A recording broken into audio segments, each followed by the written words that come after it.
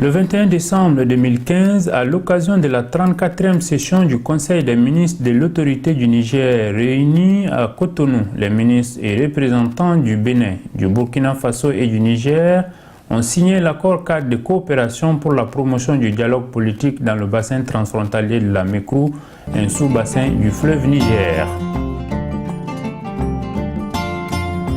L'accord cadre de coopération tel qu'envisagé est de nature politique. Il exprime la volonté des États d'instaurer un dialogue politique pour la gestion durable des ressources naturelles du sous-bassin transfrontalier de la Mékrou. À cet égard, il est de même nature que la déclaration de Paris ou la vision partagée qui sont des documents politiques applicables à tout le bassin du Niger. C'est un document, d'engagement des trois pays par rapport à la mise en œuvre, la mise en valeur de cette zone, de ce sous-bassin du fleuve Niger.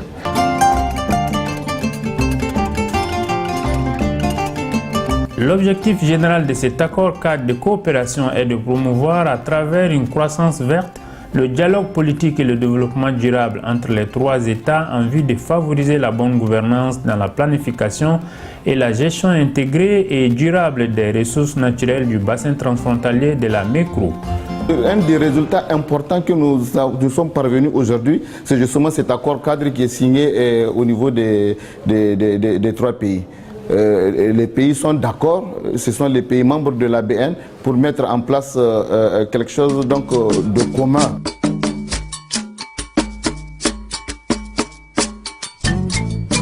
L'article 4 précise que le présent accord cadre de coopération s'applique à l'ensemble des initiatives entreprises par les acteurs dans le bassin transfrontalier de la Mékrou en matière de gestion des ressources en eau partagée et de l'environnement. L'accord se base sur les principes fondamentaux de bonne gouvernance environnementale et intègre entre autres les modes préleveur-payeur et pollueur-payeur. Dans l'article 6, il est écrit que les États privilégient la coopération, la concertation et la négociation pour toutes les questions d'intérêt commun en vue de la gestion durable du bassin transfrontalier de la Mékrou.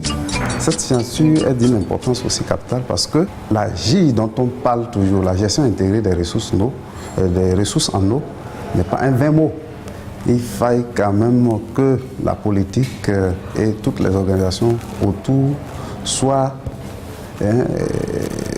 dans un ancrage très clair. Et cet accord a défini et a permis en fait de savoir quelles sont les actions et comment mener les actions ensemble pour que toutes les parties prenantes sur ce bassin soient en synergie. Les actions seront plus coordonnées.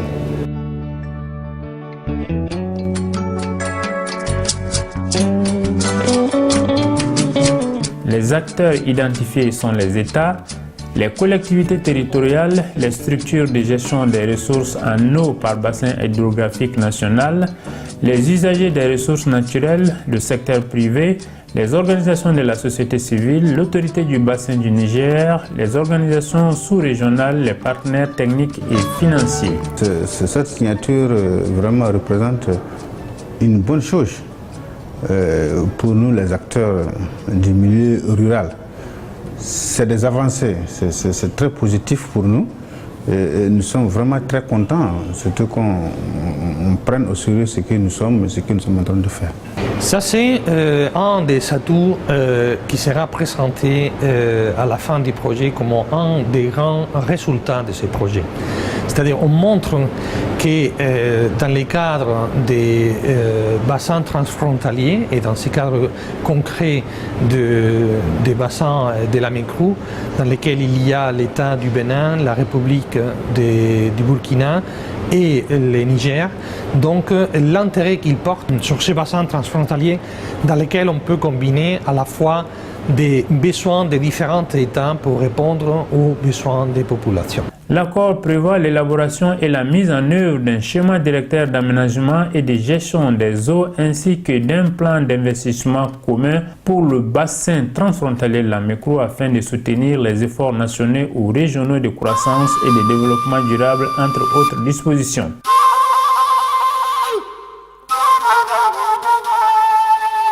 L'accord cadre institue les organes de coopération pour la gestion durable du bassin transfrontalier de la Mékrou. Le choix de ces organes et les modalités de leur fonctionnement sont dictés par le souci de maintenir la synergie avec l'ABN, mais aussi de rationaliser leur fonctionnement.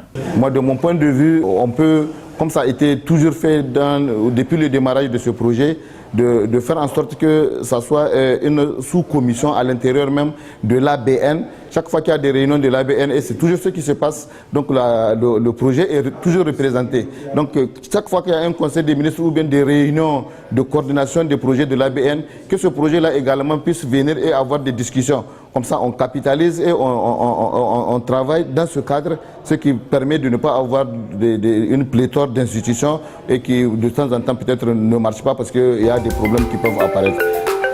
Cette signature a été rendue possible grâce au travail de coordination du projet Eau pour la croissance et la lutte contre la pauvreté dans le bassin transfrontalier de la Mékrou, mise en œuvre par le partenariat régional de l'eau de l'Afrique de l'Ouest, le Centre commun des recherches de l'Union européenne en collaboration avec l'autorité du bassin du Niger, les services et institutions publiques et de la société civile dans les 3 pays.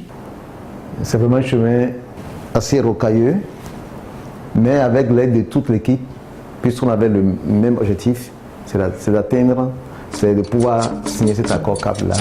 Le projet est financé par la Commission de l'Union européenne.